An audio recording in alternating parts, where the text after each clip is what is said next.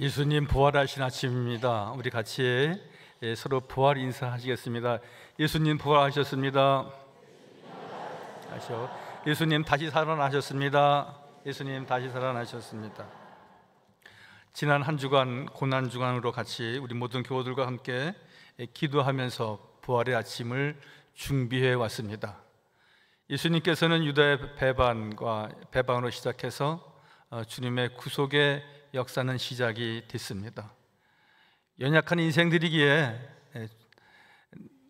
나는 주님만 따르리오다 그렇게 다짐하고 고백했지만 저들이 세상은 주님을 버리며 그 대표적인 인물 가룟 유다는 주님을 배반했습니다. 그리고 빌라도의 법정에 서셨고, 또한 빌라도는 그가 예수가 무죄함을 알았지만 백성들의 원성 때문에 결국은 십자가에 못 박는 일을 범하고 말았습니다. 주님 십자가에 못 박히시면서 엘리 엘리 라마 사박다니 말씀하시며 그의 고충과 아픔과 그리고 그 구속의 은총에 늘 순종하신 예수님의 모습도 우리는 십자가에서 배울 수 있었습니다. 그러나 이 모든 것은 하나님께서 이미 말씀하신 대로 이루어지는 구속의 대역사였습니다. 예수님은 십자가를 지시기 전에도 말씀하신 대로 인자가 고난을 받아야 될 것이다. 그리고 죽임을 당한 후에 내가 사흘 만에 다시 살아나겠다고 말씀하신 대로 무덤을 이기시고 사망을 이기시고 부활하셨습니다. 그래서 오늘 본문 6절 말씀에도 그가 여기에 기이지 않고 그가 말씀하신 대로 살아나셨느니라 말씀하고 있습니다.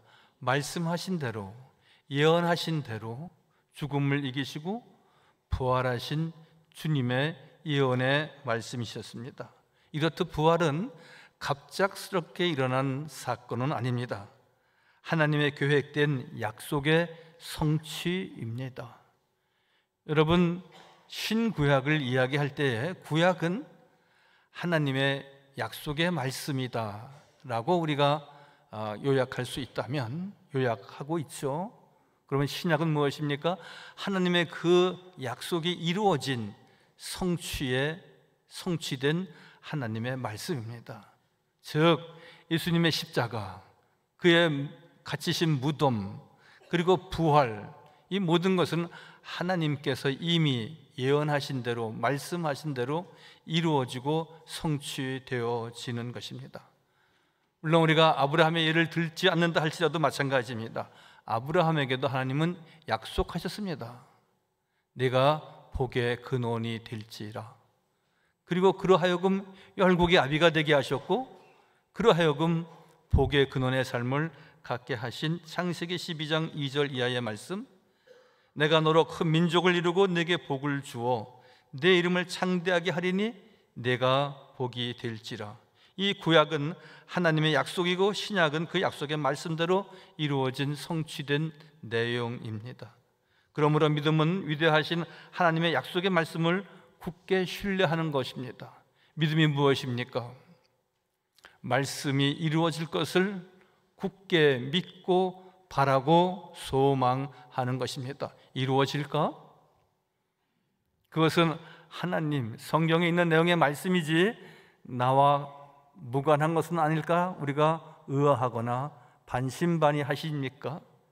부활의 아침을 맞이한 모든 성도들은 하나같이 하나님의 말씀은 이루어지고야 만다는, 하나님의 말씀은 아브라함에게뿐만이 아니라 이스라엘 백성들에게뿐만이 아니라 오늘 부활의 아침을 맞이한 모든 성도들에게 이루어지는 은혜와 축복의 역사가 있는 줄 믿습니다. 할렐루야. 우리가 소망하는 것이 있습니다. 우리가 꿈꾸는 것이 있습니다.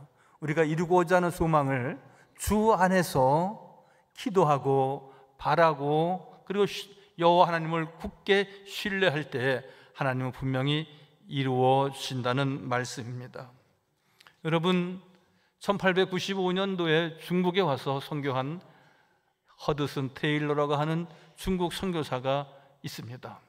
여러분, 우리가 선교사의 역사를 우리가 다 알 필요도 없고 다 알 수도 없지만, 특별히 여러분들은 중국 선교사였던, 즉 영국인으로서 중국 선교사로 왔던 허드슨 테일러는 여러분들 이름만 기억한다고 하는 것도 여러분들은 큰 믿음의 사람입니다. 그는 1895년 중국에 건너왔습니다. 130년 전 일이죠. 여러분, 지금도 중국에 가기가 쉽지는 않습니다. 그런데 15억이 넘는 중국인들에게 복음을 전하기 위해서 선교회를 조직하고 성경을 반포하고, 그리고 기도하면서 그 대륙의 복음 전도자로 왔습니다. 여러분, 그가 이룬 놀라운 업적은, 물론 그만의 업적은 아니고 그만의 공로라고 말할 수는 없지만, 허드슨 테일러의 그 복음의 씨알이 열매 맺는 것이 지금 중국 선교 복음화율, 기독교 복음화율을 비공식적으로는 2.1%, 그리고 공식적으로는 2.1%, 비공식적으로는 6.1%라고 말합니다. 허난성과 같은 도시에는 6.1%가 예수 믿는 사람이라고 그럽니다. 15억을 얘기할 때에 2.1%는 2,300만 정도, 또 6.1%라고 할 때에는 8,900만 명 정도 복음화율을 이루고 있습니다. 놀라운 일이 아닐 수가 없습니다. 지금 중국은 일어서고 있습니다. 미국이 아무리 견제하고 또 아무리 대적한다 할지라도 중국은 언젠가 크게 일어날 것입니다. 그때에 믿는 성도들이 일어나서 세계 복음화를 외치고 또 세계의 선교사를 파송하는, 역파송하는 때가 분명히 올 것입니다.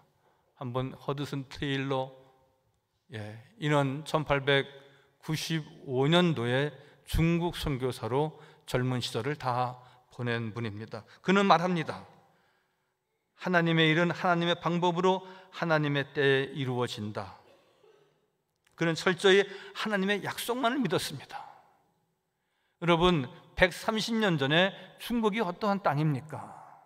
지금도 사회주의 국가로서 뿐만이 아니라 공산주의 사상을 갖는 저들이 다 문화를, 또한 예수를 전도하는 그 무리들을 얼마나 억압하고 탄압하던 시절이었겠습니까? 여러분, 지금은 중국에 선교하기가 매우 어려운 시절입니다. 다 많은 선교사들이 추방되기도 하고 있습니다.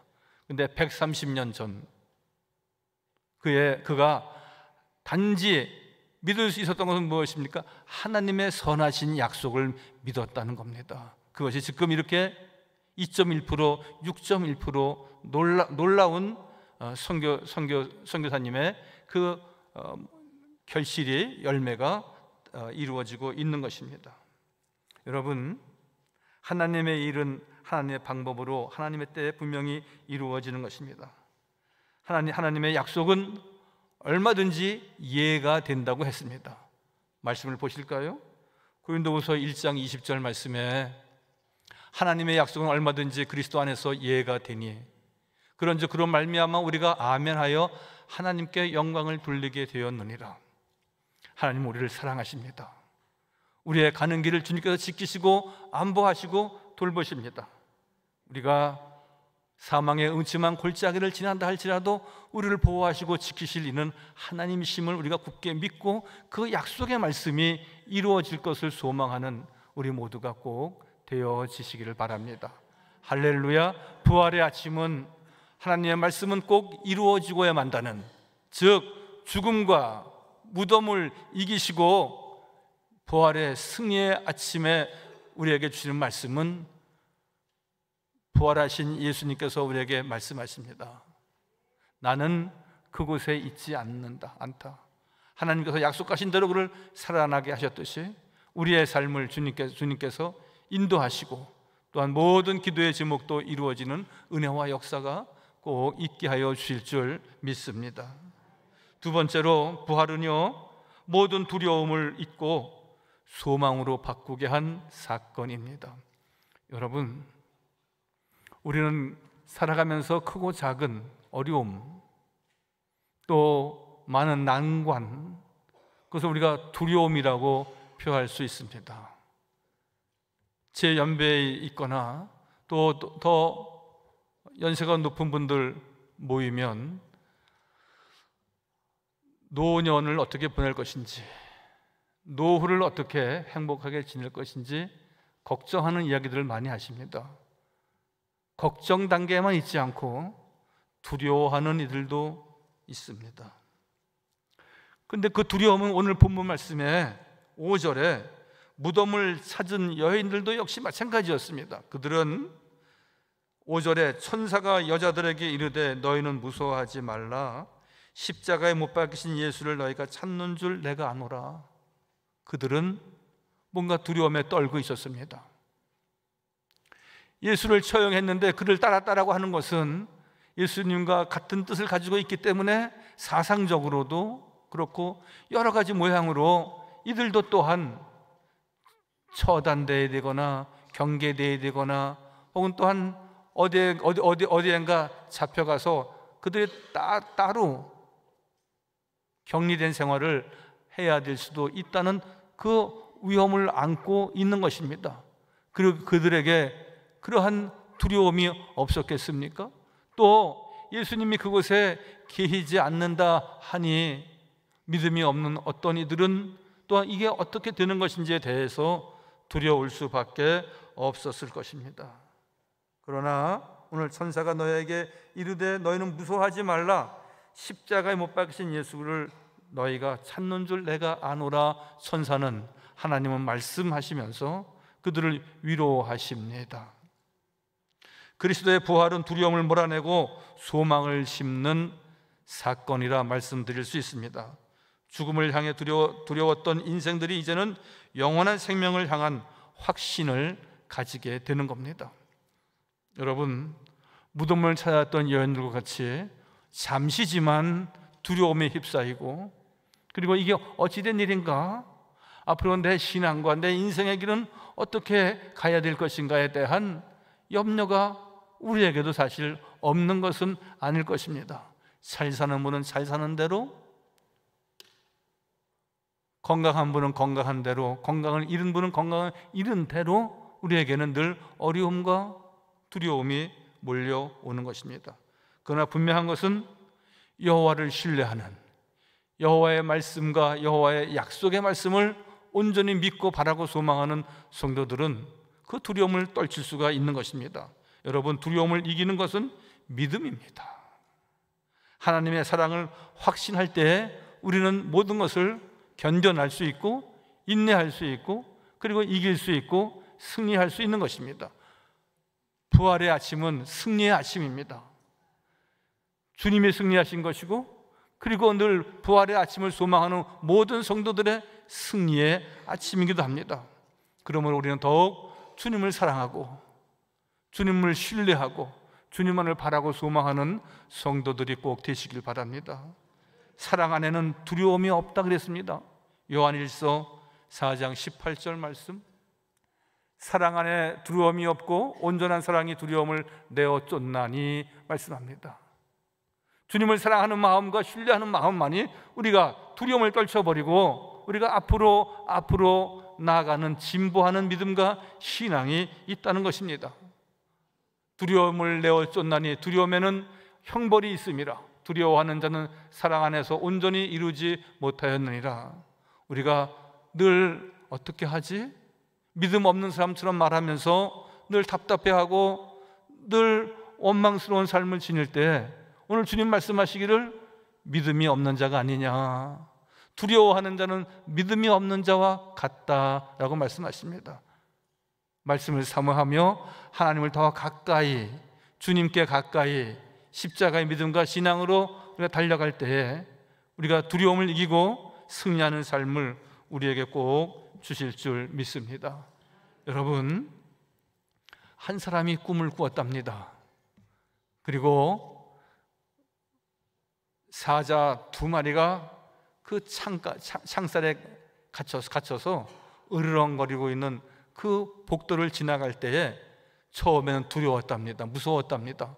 꿈을 꾸는데 그 복도를 무사히 지나온 다음에 느끼며 그는 꿈을 깨면서 했던 생각이 이런 생각이랍니다.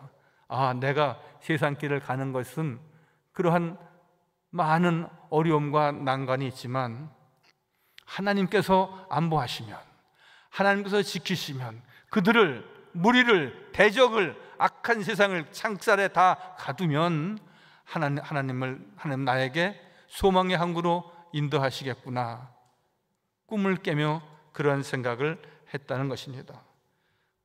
사자들은 내 몸에 닿을 수 없어 두려워서 소리칠 수 있지만 나는 그들이 나를 해할 수는 없어. 여러분, 대적자는 있을 수 있습니다. 나를 공격하는 사람이 있을 수 있습니다. 우리가 어려움과 환난을 당할 수도 있습니다. 우리가 넘어질 때도 있습니다. 그러나 하나님은 우리가 넘어지지만 엎드러지지 않게 하신다고 말씀하지 않으십니까?